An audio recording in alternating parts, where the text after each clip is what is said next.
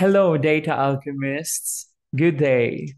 Today I'm going to show you and demonstrate to you how to perform or run the Spearman rank order correlation or Spearman row in R Studio. But before we proceed to the demonstration, allow me to briefly introduce to you Spearman row and briefly discuss its major assumptions. So ano nga po ba ang Spearman rank order correlation, also known as Spearman law? So it's a non-parametric counterpart of Pearson product moment correlation. So when we fail to satisfy the assumptions of the Pearson product moment correlation, then we will consider the Spearman rank order correlation. Now, same as the Pearson product moment correlation, Spearman law is also used to assess the strength and direction of the relationship between two variables based on their ranks. As to the assumptions, Spearman law has three major assumptions. Number one, variables are measured on an ordinal or continuous scale. Ibig sabihin nun, pwede yung dalawang variables natin ay parehong ordinal or parehong continuous or isa ay ordinal, isa ay continuous. For assumption number two, variables represent paired observations. So yung dalawang variables na kinokorrelate natin ay galing lamang sa iisang group of participants. Okay? And lastly, assumption number three, the two variables share a monotonic relationship. Okay? Ano po ibig sabihin ng monotonic relationship? That is, when one variable increases, the other also increases. Or when one decreases, the other also decreases. Or when one variable increases, the other decreases, vice versa. However, hindi ganun ka-strict si Spearman-Rowe pagdating sa monotonic relationship. In fact, pwede natin gamitin si Spearman-Rowe to assess whether there is a monotonic relationship that exists between the two variables that we correlate. All right, so in this demonstration, I prepared three problems na i-explore natin in our studio. And gagamitin natin itong sample data. So as you can see in the screen, we have here our sample data in Excel. Okay, so we have variables like sex, age, level of education, employment status, affiliations, job category, work experience, marital status, beginning salary and current salary. We also have daily social media usage. And for the construct motivation, we have here seven indicators that are measured using a 4-point Likert scale. And for the construct satisfaction, we have five indicators and measured using a 4-point Likert scale. We also have data for before, during, and after, maybe from a treatment. And last, we have data for week 1, 2, 3, and 4. Maybe this is for the performance, for monitoring of performances. Anyway, this is just a sample data. And some of the variables here ay gagamitin natin in the demonstration of Spearman-Rowe in R Studio. All right, so let's go back to the R Studio. So for problem number 1, we are going to test this problem or hypothesis. It states here, is there a significant relationship between participants' ages and current salaries? Now, kung titingnan natin sa ating sample data, the ages and current salaries, age is in column 2, while current salary is in column J. Both are continuously measured, but we will check if the distribution of each variable is approximately normally distributed. Bakit po? Kasi isa sa assumption ng parametric test, which is Pearson product moment correlation, ay kailangan parehong approximately normally distributed ang dalawang variables. When one of these variable is not approximately normally distributed, then we will consider the non-parametric test, which is the Spearman rule. All right. So balik tayo sa ating R Studio. So step number one, we're going to install and load the required packages. For Spearman Raw, we only need this one R package known as Red Excel. Kasi po yung ating data ay naka-save in Excel format. Okay? So paano nga ba mag-install? We will use the function install that packages. And then inside, we'll use the double quotation and then type that function, our package that we need. Okay, so let us install first our package Red Excel. So, hinighlight ko lang po siya and then we'll click run. Or pwede rin yung cursor mismo, andun mismo sa line na irarun natin. All right, so for the sake of demonstration, I will highlight the lines that I will run. Okay, so it will take time po sa pag-install ng R package. So may mga package na madaling i-install, may mga packages din na magte-take pa ng more than 1 minute bago ma-install. All right, so I believe Red Excel package is already installed, but we need to load the package. Okay? Kasi po hindi after ma-install, kailangan pa nating i-load or sabihin nating i-activate yung package para magamit natin yung mga functions, commands, and arguments inside the package. All right, so how to load? We will use the library function and then we'll call our installed package Red Excel. Let's run line 24. All right, so I believe the package Red Excel is already loaded. Okay, so what's next? Let's have step number 2.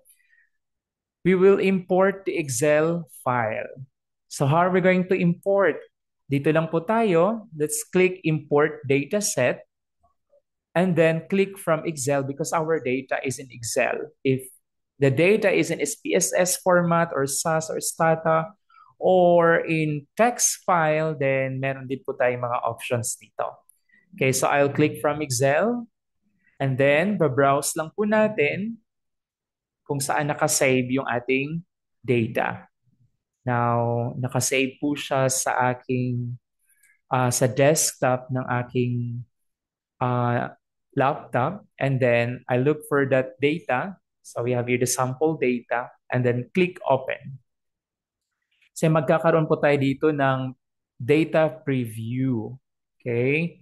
And then I'll change the name to data kasi mahaba-haba yung ating name dito sa default niya or yung kanyang name kung ano yung nakasave sa folder. So I'll change it to data to make it simple and short para pag nag-code tayo, madali lang siyang i-type and madali lang siyang ma-recall. Okay, and then click import. And now the data is already imported in the RStudio. So ma-view din po natin yan. Andito po, i-click lang po natin yung data. And then ma-view natin, ma-review natin yung ating data. Alright, balik tayo sa ating R script. So step 2 is done. We imported already the Excel file. So let's proceed to step number 3. Okay, so we will now assess the normality of distribution. Kasi nga po, if the data is not normal, then we will consider Spearman rank order correlation.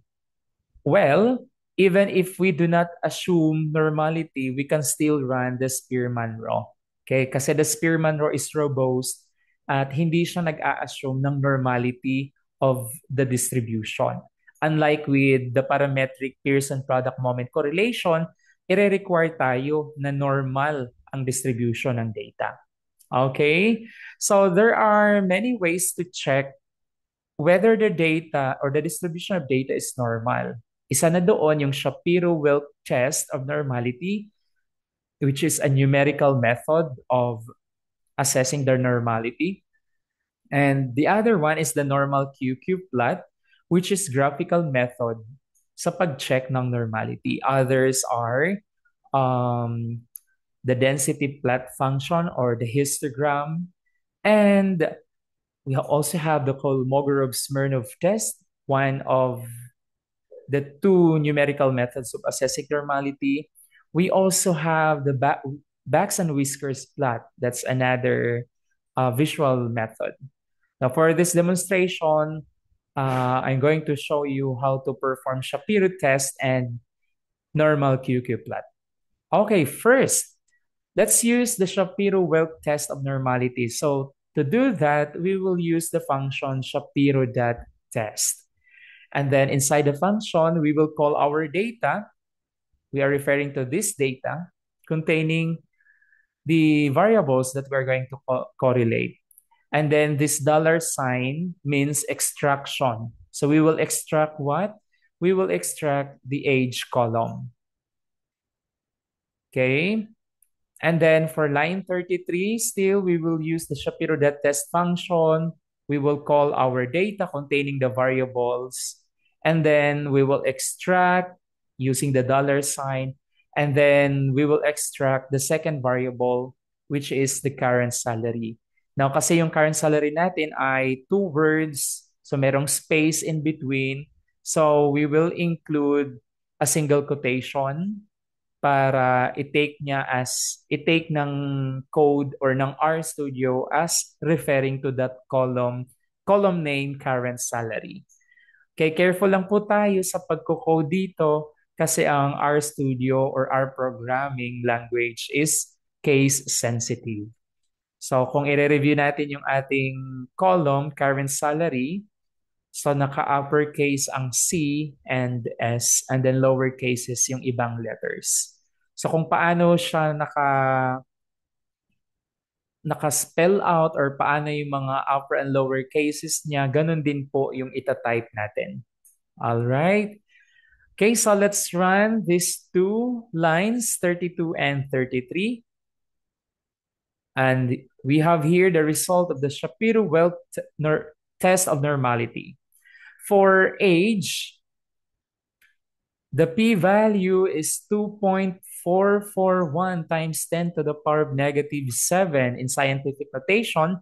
And when you convert that to decimal, that is almost zero, approximately zero.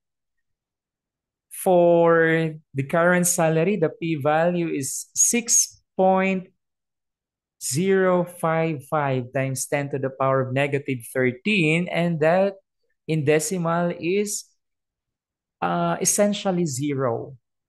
Now, what is our interpretation as to the normality of the distributions of age and current salary? Now, if the p-value is greater than 0.05 alpha, then the distribution is normal. But in this case, we found out that the p-values of both variables are less than 0.05. That means to say the data or the distribution of the two variables, age and current salary, are not approximately normally distributed. So that is why we cannot perform the parametric Pearson product moment correlation. Instead, we will use the Spearman raw. All right, so we have here a comment for a reminder. If not normal, we will consider the median. I'm sorry, this is for the other case. So let's just disregard this one. I believe this is for the other problem. I forgot to omit this. Okay. So another way to check normality is through normal QQ plot or normal quantile plot. So to generate a normal QQ plot, we will use the function QQ norm. And then we will call the object containing our data, which is data. Then we will extract the variable age. And then for the main refers to the title of the chart. So the title for our normal QQ plot is normal QQ plot for age. And then we'll add a QQ line, which will serve as the reference line. And then the same, we will call the object containing the data, extract age, and then the call stands for color, is red. Okay, so let's run this and let's see the normal QQ plot.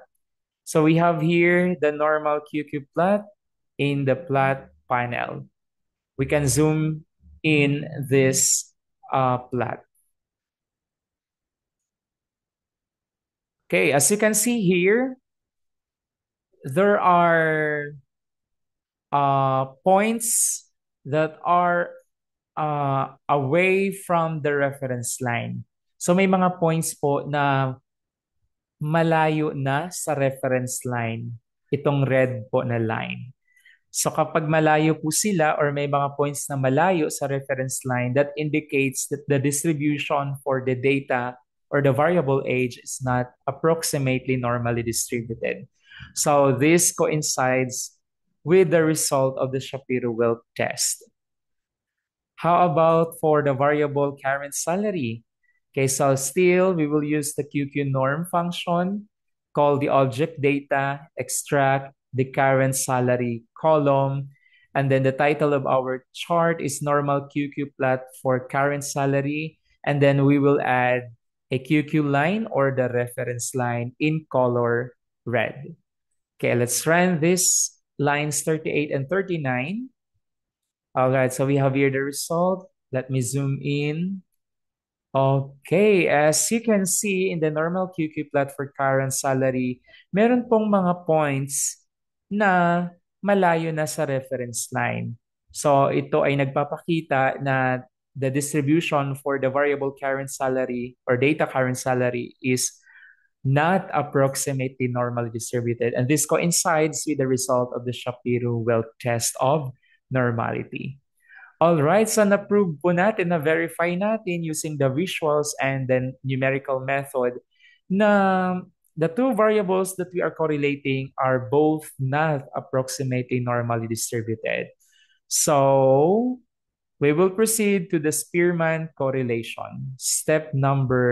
Okay, so this is step number 4, Spearman correlation. So to perform a correlation or Spearman raw correlation, we will use the core.test function. And then we will call our two variables. So we'll call the object data, extract the variable age, and then comma, call again the object data and extract the second variable, which is current salary. And then for the method argument, we will assign that to Spearman. So for the method argument, we have three options here. If gagamit tayo ng Pearson product, then we'll use the lowercase Pearson. If it's Kendall's Tau, then we will use the lowercase Kendall's. But in this case, we will use the Spearman. Then for the use argument, we assign this complete that obs. Ano po ibig sabihin nito? We will ignore the missing pairs during the correlation. Okay? So ano po ibig sabihin nun? So halimbawa po, sa isang participant, merong missing siya na information like sa isang participant na yun, age lang ang meron tapos wala siyang current salary or the other way around. Or if both are missing, then that participant will be removed during the correlation analysis. But in our sample data, we do not have missing values. And then for the exact argument, we assign the Boolean false. This is to avoid warning for ties. Okay. So let's run this command. And we have here the result of the Spearman rank correlation draw in the console panel. The statistic is a large number, so we'll focus on the p-value. The p-value gives us the or answers the question whether there is a significant relationship or there is no significant relationship. Now the p-value is 0.6339 and this is greater than the alpha zero point zero 0.05. Now based on the decision rule, andito po tayo sa pangalawa in line 52. So it states here, if the p-value is greater than 0.05, then there is no statistically significant relationship between the variables age and current salary. Now for a quick visualization, so this is step number 5. So we will generate a scatter plot. So to do that, we will use the function plot and then call the variables age and the second variable current salary, extract them from the object data. And then xlab and ylab stands for label for x-axis and y-axis. So for the x-axis, we will label it as the age of respondents. For the y-axis is current salary in pesos. And main, ito po yung title ng chart ng ating scatter plot. So let's run this commands. So we have here our scatter plot. As you can see in our scatter plot, we do not have an observable monotonic relationship. Again, what is a monotonic relationship? There are three cases. When one variable increases, the other also increases. When one variable decreases, the other also decreases. Or when variable increases, the other decreases, vice versa. Now here, we cannot observed or there is no observable monotonic relationship. And that this coincides with the result of the Spearman rank order correlation. Okay, so that's for problem number 1. All right, so let's proceed to problem number 2. Is there a significant relationship between participants' education levels and their motivation levels? Now, kung titingnan natin sa ating sample data, so the level of education, the responses are categorical, particularly ordinal, kasi inherent sa level of education yung order or so meron siyang mga levels. Okay? Meanwhile, the motivation levels are also ordinally measured kasi ito ay mga naka-Likert scale, 4-point Likert scale. So for the variable motivation, meron tayong 7 indicators and all of these indicators were measured using 4-point Likert scale. Now by nature, ang Likert scale ay ordinal. However, there are literatures na nagsasabi na pwede rin siyang ma-consider na continuous. So kaya sa ating demonstration, meron tayong dalawang approaches, ordinal and continuous approach.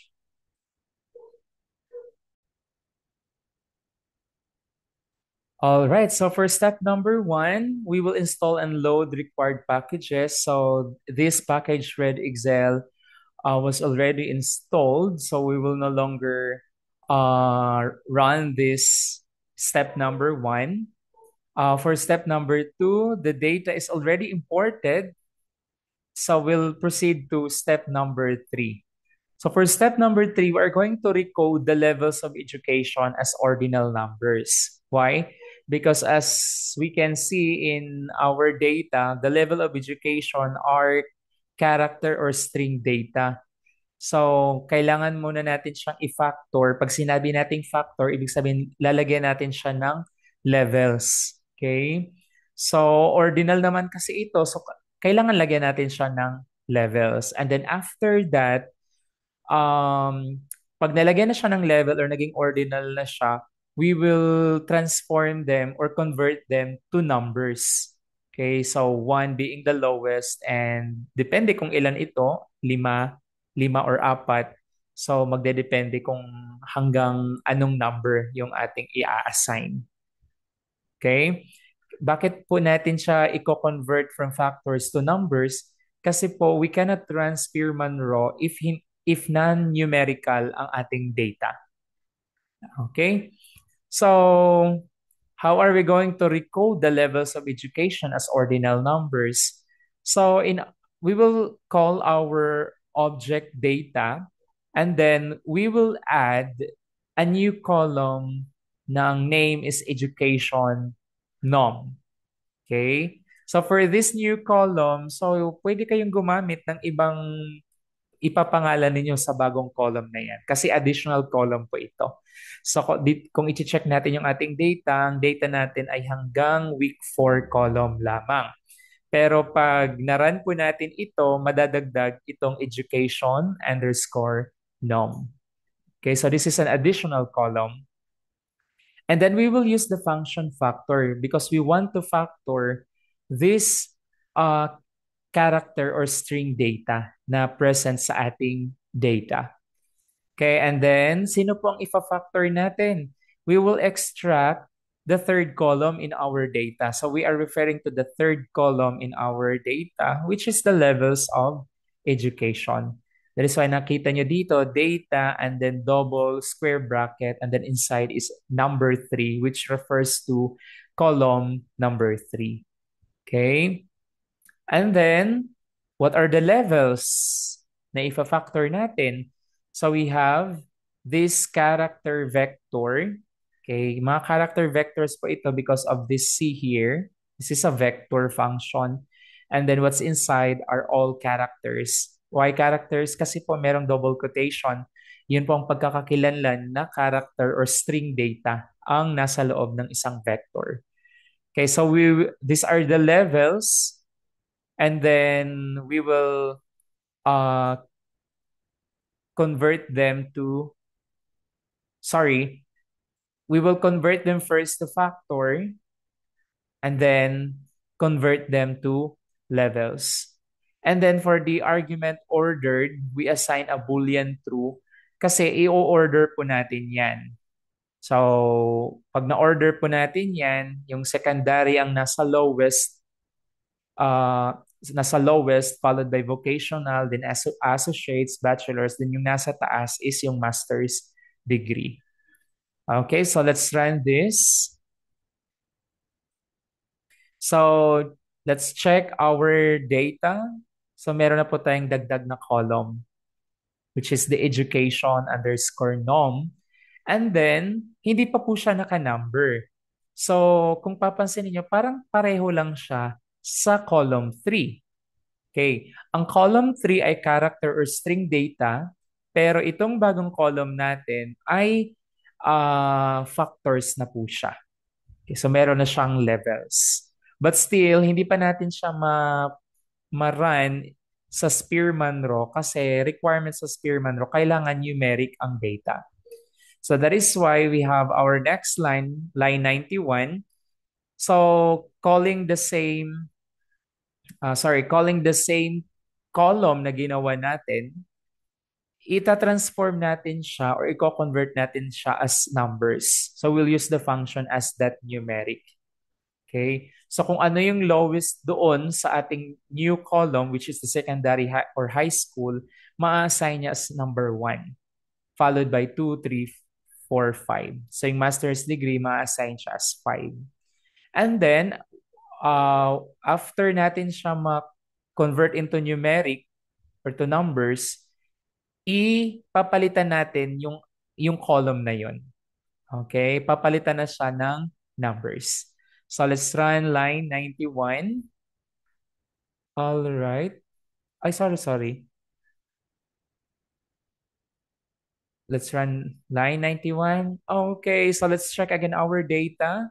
Tingnan natin yung last column. So ito na po siya ngayon.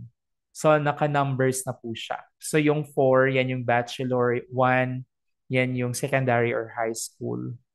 Okay? And 2 is tech book, correct? Yeah, tech book or vocational and technical. Okay?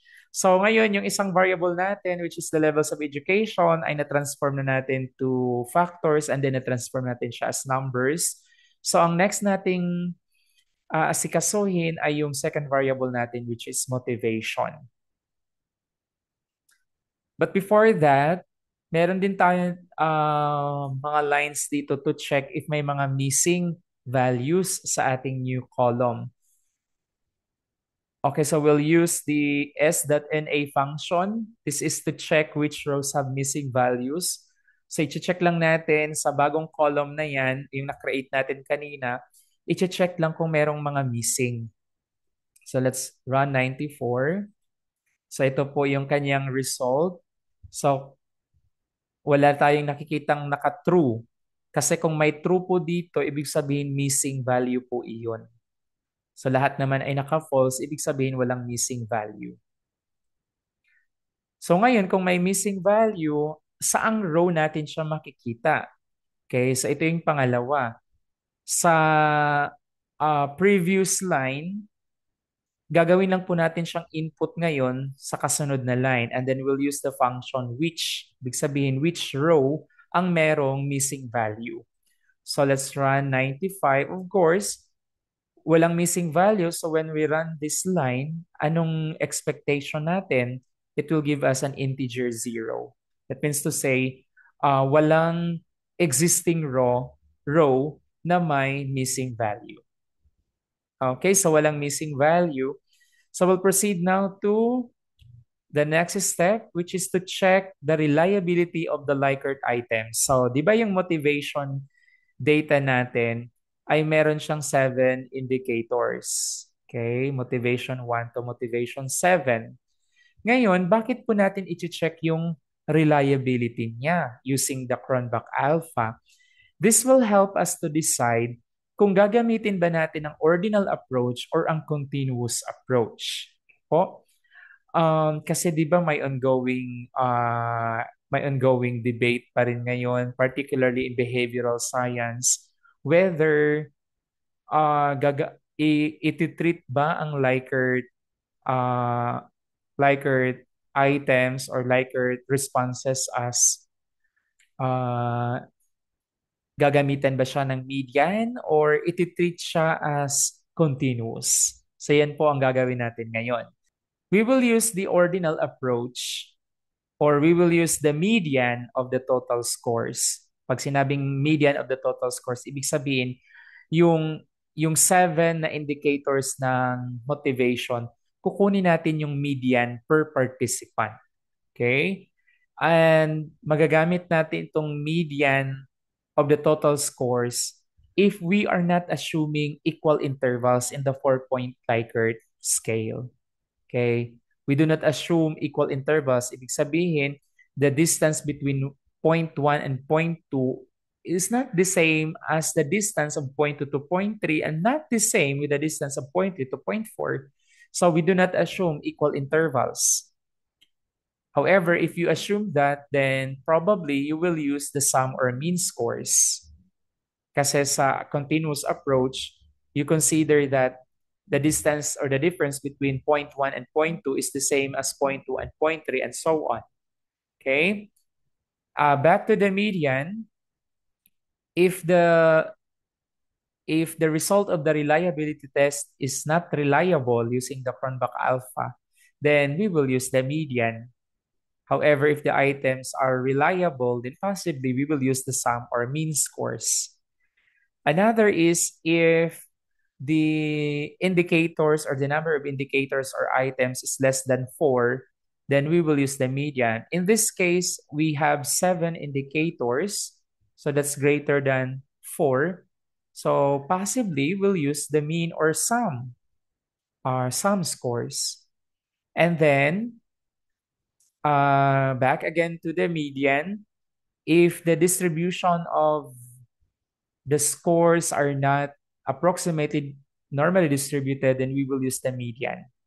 However, if there is reasonable um, normal distribution of the total scores, then we will use the sum or mean scores. Okay, so let's check first, or let's run the reliability test. Before we run the reliability test, we will install the package psych kasi andito po yung function na alpha to perform cronbach alpha. So let's run first this, or let us install first the package psych. Okay, it will take time. All So let's right, just so the wait for package the psych package is psych to already be installed. installed. So we will now load that package. Okay, it's already loaded.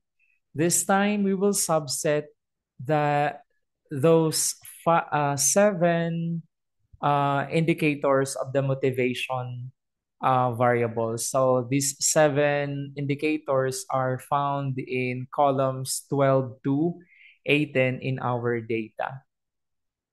Okay, so isa-subset po natin sila. Let's call our object data, and then we will subset columns 12 to 18 containing the seven indicators.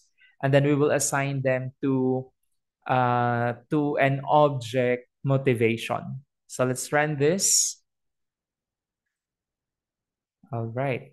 So we have here our new object motivation containing 200 for observations for the participants, number of participants, and seven variables. Okay, now let's run the cronbach alpha. We'll use the function alpha. So let's run this. Okay, we have here the result of the cronbach alpha. So I'll refer you to this number here in the first column. That's the alpha or the raw alpha. It's 0.92. And this implies that the seven indicators or items of the construct motivation are all reliable. Okay, so they are all reliable. So would that mean that we can use the sum or the mean scores of the seven indicators? Well, we need to check if the distribution is approximately normally distributed. Okay, so let us move first to a step 5B. So we will compute the mean or sum score per respondent. Kasi po, merong for the continuous approach, meron din siyang dalawang sub-approaches, no? Isa is kukunin mo yung sum ng seven indicators, and then yun ang i-correlate natin doon sa naka-number na levels of education. Or yung iba, they prefer to use the mean. Okay, so ibig sabihin kukunin yung mean ng seven indicators, and then yun ang i-correlate doon sa number sa levels of education na naka-number. Whichever, both of them belong to the continuous approach. So let's have line 130. So we will add a new column. Pangalan ng new column na to is total score. Idadagdag po natin yan sa ating object na data. And then, uh, from this data, I'm referring to this. From this data, we will extract columns 12 to 18. And then, kung merong mga missing, i-remove lang po natin. Kaya yung na.rm na argument ay naka-true. Ibig sabihin po niyan, kung merong missing value sa columns 12 to 18, tatanggalin po yun. Okay? Or hindi sila i-consider sa computation. And then, pag na-extract na natin, kukunin natin yung sum per row. We will use the function row sums. Okay, ibig sabihin po niyan, motivation 1 plus motivation 2 plus motivation 3 up to motivation 7. Okay, and then i-assign natin sa bagong column na total score. So let's run line 130. Okay, so let's check our data. So we have a new column here. That's total score. So we have 28, 28, 23, 26, and so on. Okay. Now let's check the distribution of this new column, which is total score. Let's proceed to 134. So we will use the Shapiro-Test function, and then let us call that column total score from our data. Let's check if the distribution is normally distributed. So we have here the p-value for that new column total score. The p-value is 2.2 times 10 to the power of negative 16. That's essentially 0. And if the p-value is less than 0.05, the distribution is not approximately normally distributed. So hindi approximately normal distributed yung sum or sum score per respondent. How about the mean? Okay, consider natin yung mean. So we will create a new column na ang title is mean underscore score. And then we will extract columns 12 to 18 from our object data. At kung merong missing, i-remove natin or i-disregard. Okay, and then we will compute the mean score per respondent. We'll use the function row means and then assign that to our new column.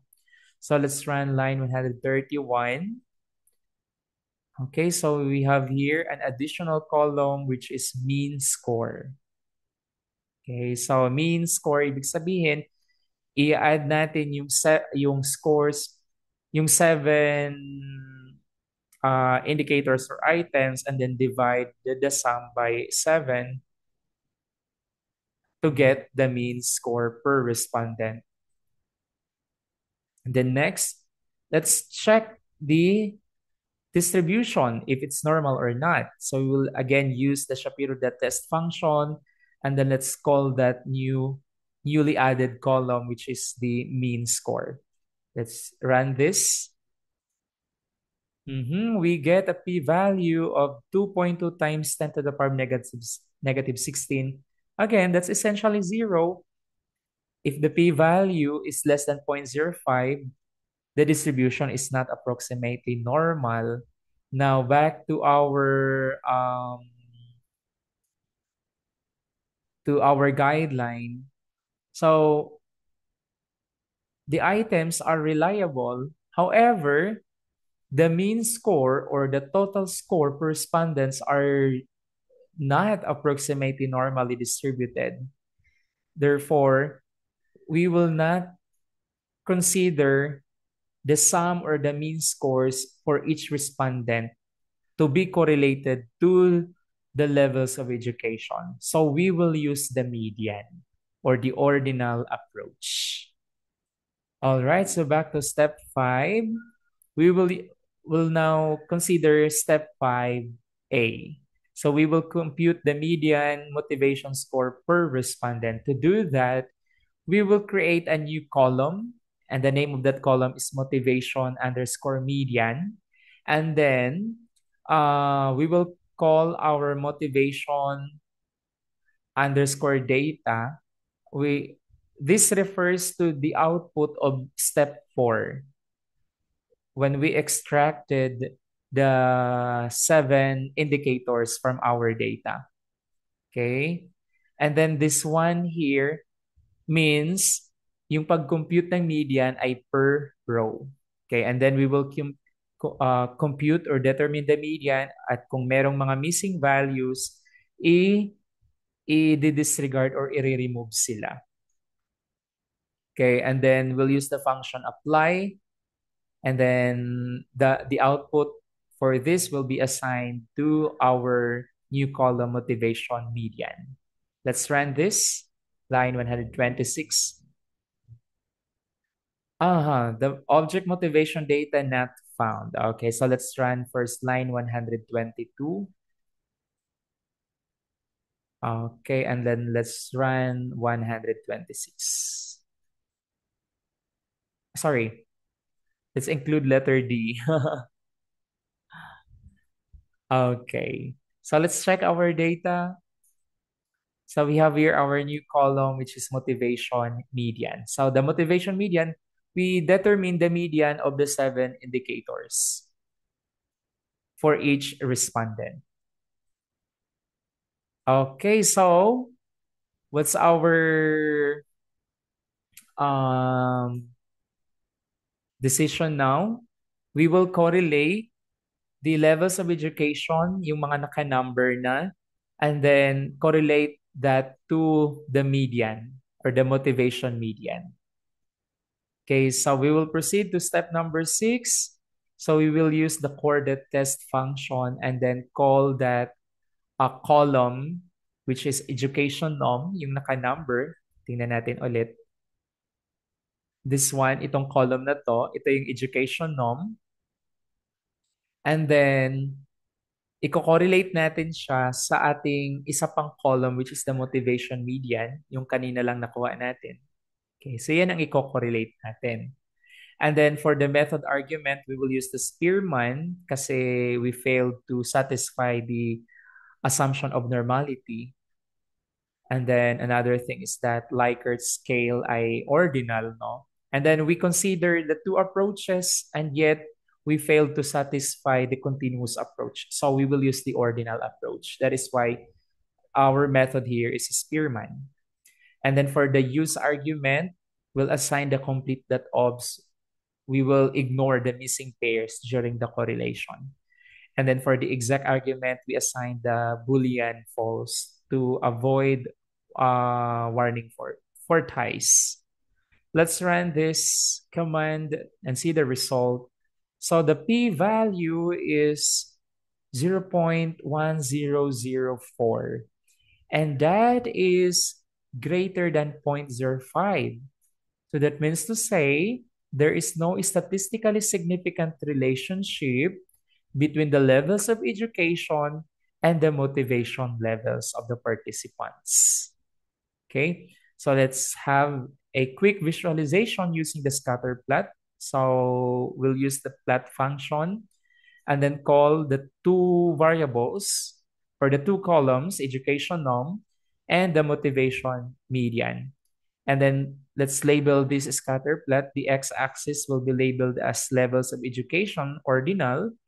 Then for the y-axis, that's median motivation score. And then the title of the scatter plot is education versus motivation, median per respondent. So para dito sa xlab, ylab, and main, it's up to you kung anong ipapangalan ninyo. Let's run this command. Okay, so we have here the scatter plot. So as you can observe, there is no monotonic relationship between the levels of education and the median motivation score. So that is why there is no significant relationship between the two variables, levels of education and levels of motivation. Now, we have here an option. We can correlate education with each motivation indicator. Um, Kung naalala niyo pa, di ba, ang motivation variable natin ay merong 7 indicators. Now, for this optional step, i-correlate lang po natin yung levels of education ng mga naka-number to each indicator. So, meron tayong 7 outputs here. So, how are we going to do that? So, we'll assign the output to this new object Spearman results, and then we'll use the function apply. Then we will call our motivation data. Where's that motivation data? It refers to this object containing 204 observations with 7 variables, the 7 indicators. All right, and then um, you have your function x, and then this will be for the iteration, and then we'll use the coordinate test function, and then and then we'll call our column education norm. And then we will correlate this education norm to each indicator. Okay, itong X po dito refers to each indicator. So yung 7 indicators natin. Okay, and then we'll use the Spearman as our method. All right, and then let's run this. Okay. Just disregard these warning messages. Then let's see the result. I think I forgot to include S. Yeah, I forgot to include S. So again, let's run, including S. Okay, that's it. Next, let's see what's inside this new object Spearman results. Sorry, Spearman results. Okay, so we have here the results. So we have seven outputs. Let's check each. For the correlation of the levels of education with motivation one, the p-value is 0.2147. That's greater than 0.05. So there is no significant relationship between levels of education and motivation one. For motivation two, it's greater than 0.05. Therefore, there is no significant relationship here. For motivation 3, it's 0.02663, and this is less than 0.05. Therefore, there is a significant relationship between the levels of education and motivation 3. Next, motivation 4, the p-value is greater than 0.05, so there is no significant relationship between levels of education and motivation 4. The same goes for motivation 5 because the p-value is greater than 0.05. For motivation 6, it's 0.02518 and it's less than alpha 0.05. Therefore, there is a significant relationship between the levels of education and motivation 6. And for the last, the p-value is 0.03399 and it's less than 0.05. Therefore, there is a significant relationship between um, education level and motivation 7. And then for those significant results, we can also interpret the raw coefficient. So the raw coefficient is 0.1485284. So that's basically weak or negligible. I believe it's negligible. For motivation 6, it's 0.15 or 0.16. So it's negligible. And then for motivation 3, it's 0.16 again. So that's another negligible relationship. And as for the direction, it's positive. Okay. So that's for problem number 2. Okay, we'll proceed now to the last problem. Is there a significant relationship between participants' levels of motivation and satisfaction?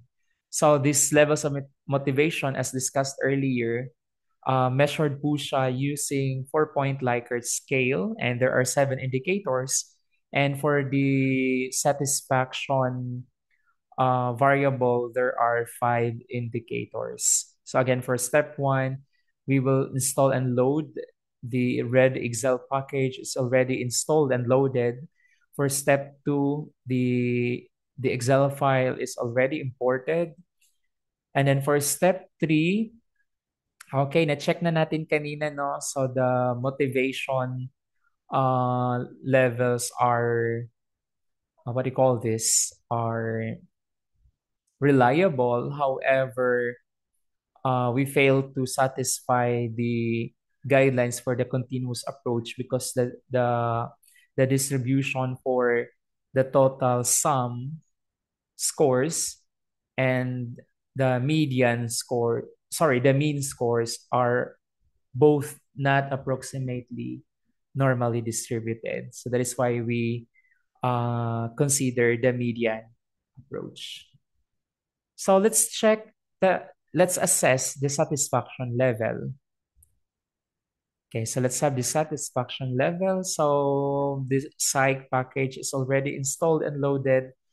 So I will not run anymore the motivation, the lines or lines for motivation kasi nakita na po natin siya kanina.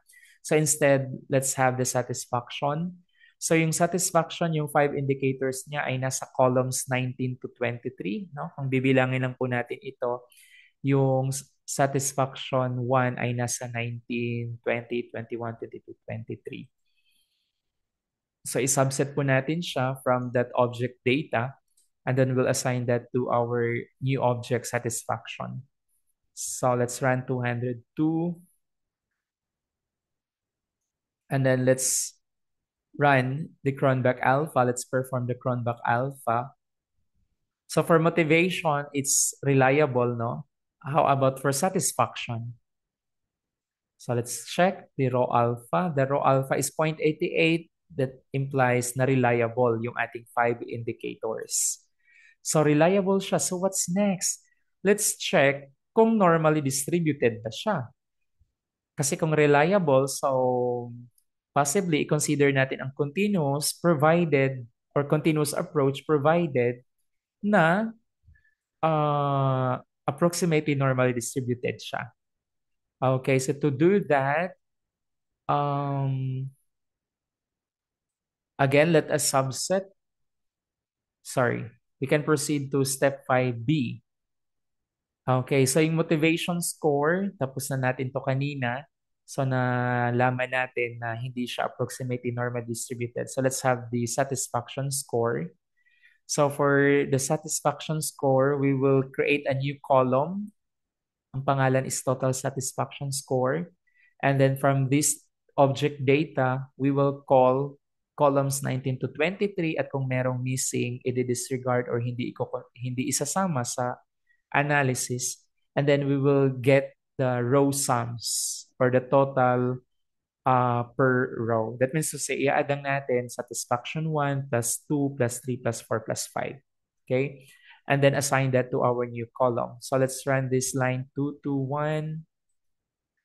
So let's check our data if nadagdag na yung new column natin. So we have the total satisfaction score. So next, let's check if the total satisfaction score is approximately normally distributed using the Shapiro.test function. And then let's call that column. Let's run this line 224. Now the p-value is 3.589 times 10 to the power of negative 9. So that's essentially 0. So the distribution is not normal because that's less than 0.05. So the distribution for the total satisfaction score is not normally distributed, approximately normally distributed. So we will consider the median. But before the median, let us have first the mean. Okay, so let's create a new column, which is mean motivation score.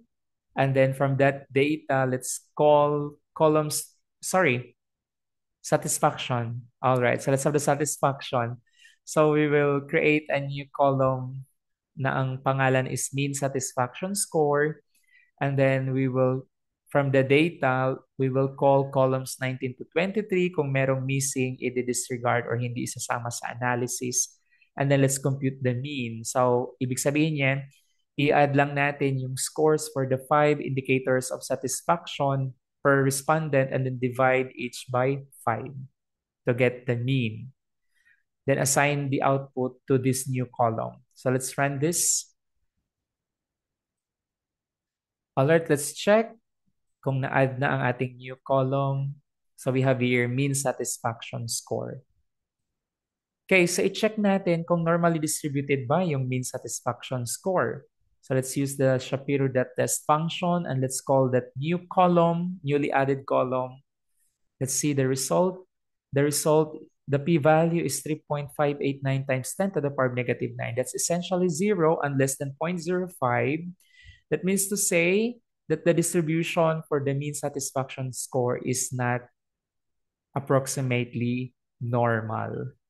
So we cannot use the continuous approach. We will use the median or the ordinal approach. So let's go back to step 5, 5A. Okay. But for step 5A, kailangan natin yung motivation underscore data and satisfaction underscore data. Now, to check if nag-exist na sila, tingnan natin dito sa ating workspace. Meron na ba tayong motivation data? Meron na. Ang wala pa tayo ay ang satisfaction data. We have here satisfaction, but this is not the satisfaction data. Okay? This object, uppercase satisfaction, is different from the satisfaction data. So let's run first this line 210. We will extract columns 19 to 23 from the object data and assign that to an object satisfaction data. Okay, so meron tayong satisfaction data dito. And then, okay, meron na tayong motivation median na column, di ba? Sa ating yung previous. Let's check motivation median. Meron na po motivation median. So ang kailangan natin ngayon is yung satisfaction median. So let's run this 215.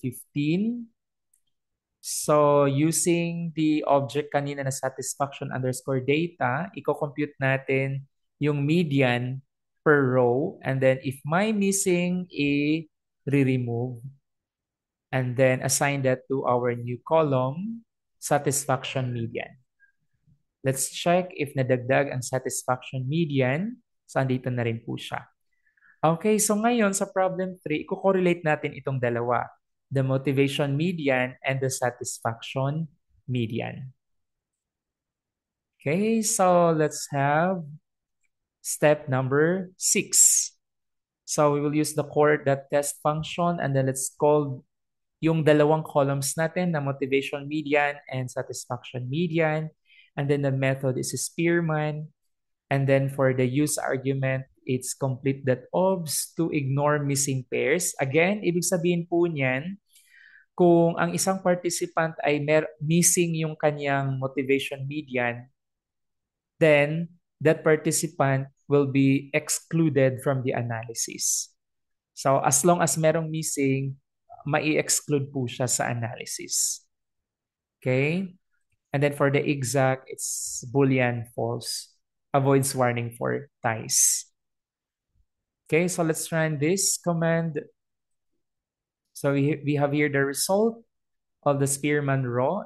The p-value is 0.1815, and this is greater than 0.05. That means to say that there is no statistically significant relationship between the levels of motivation and the levels of satisfaction among participants. All right. So let's check. Let's have a quick visualization.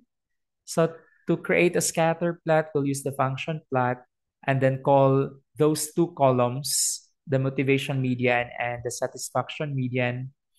And then for the X lab or label for X-axis, we'll label that as median motivation score. For Y-axis, it's median satisfaction score. And then the title of the scatter plot is motivation versus satisfaction median per respondent. Again, for the X-lab, Y-lab, and main, it's up to you kung ano pong ipapangalan ninyo. So let's run this to create a scatter plot. So we have here the scatter plot. Let's zoom in. All right, so you have here the scatter plot. And there is no observable monotonic relationship. So this coincides to the result of the Spearman row.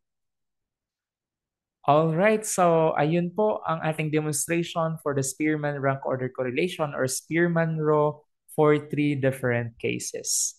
I hope you learn from this video lecture and video tutorial. See you again sa next episode. Bye!